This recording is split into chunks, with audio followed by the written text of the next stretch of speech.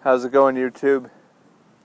This is video number 3, step number 3 in my How to Ride a Motorcycle series for beginners. Stage 1, we went through the proper attire and how to get dressed properly and to stay safe on the road. Stage 2, we went through the basic operations and the functions on the bike.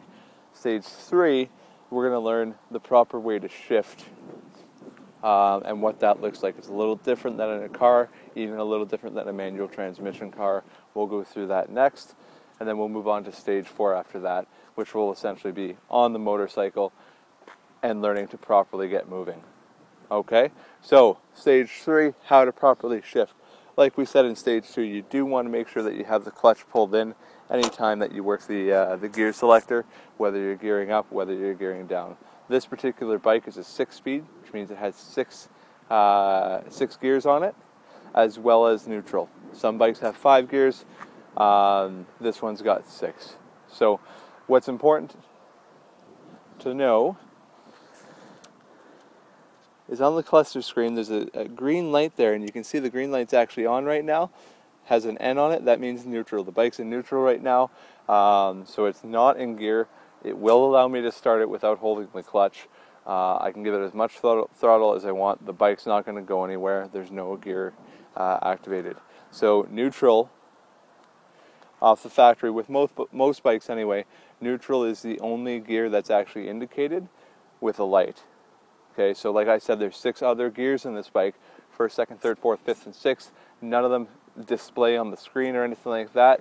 You can buy an aftermarket piece that allows you to see that. You put a little screen wherever you want, and it'll show you like it's a gear indicator.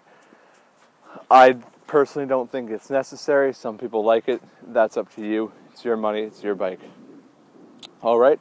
So the thing that's important to notice here, when we look at our gear selector, typically, for most cases, and just hear me out, you flick it up with your toe to gear up, you flick it down to gear down. Okay, so let's say I'm in 2nd gear, I want to go up to 6, I'll go 3, 4, 5, 6. Like I said, I'm holding the clutch every time I do it. If I want to go down from 6, I'll go 5, 4, 3, 2, 1.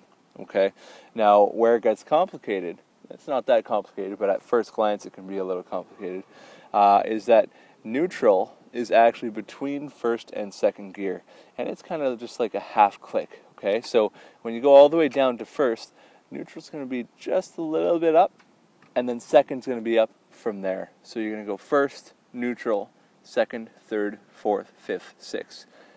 Okay, so that's the important thing to realize. You get the hang of it real quick. And it's just like a half click to get into neutral. So you can shift into neutral right from 2nd, as opposed to having to go to 1st, just by kind of tapping it lightly with your foot. The green light shows up on your screen, and you can let off the clutch once you're in neutral. We'll get into that in a second. Okay, so I'll post I had the diagram up on the screen there to show you what I'm talking about, just for a visual aid. Again, that's important to keep in mind. You won't have any problems getting in the habit of that. I had no problems with it. Seemed intimidating at first, but it's really not. All right, so let's get on the bike here. Now, one thing I was worried about when I started as well, like I said, the bike will start once it's in neutral. If it's in 1st gear and I don't have the clutch push, it's not going to start. I have to hold the clutch in to do it there. So as long as the neutral light's on, I know I can start the bike. It's not going to go anywhere. Okay? Now my kickstand is still down. One thing that I was worried about when I started riding is shifting into 1st and starting to ride away, forgetting my kickstand down, because that would be bad. You lean to turn, the kickstand hits the ground, you hit the ground, things get messy. Fortunately, most bikes anyway, I don't know if all of them do, but most bikes have a feature where if you try to go into 1st gear with the kickstand down, the bike will shut off. So I'll show you. I'm going to push it down to 1st, like I said, not up. I'm in neutral right now. So 1st is below neutral. Bike stalls. Okay, now I just did that without holding the clutch because I have a camera in my hand. Don't do that. That's why the bike kind of jerked a little bit. It's not recommended. We'll say it was for demonstration purposes only. So now the neutral light's off because my bike's in first. It stalled because the kickstand's down. So how do I get it back into neutral? I got to pull up slightly on the lever with my toe. Okay? I don't know if you can see that good. I'm going to go up a little bit. For some reason it's being difficult with me. Great demo.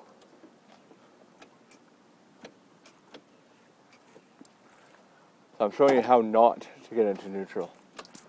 There we go. I just had to get a little bit of movement involved. So now it's in neutral. The bike will start again from there. I pulled up halfway, sometimes to get into gear. Well, all the time.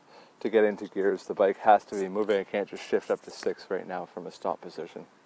Okay, so that's the gearing system. Next, we're going to move into how to properly shift and what that looks like.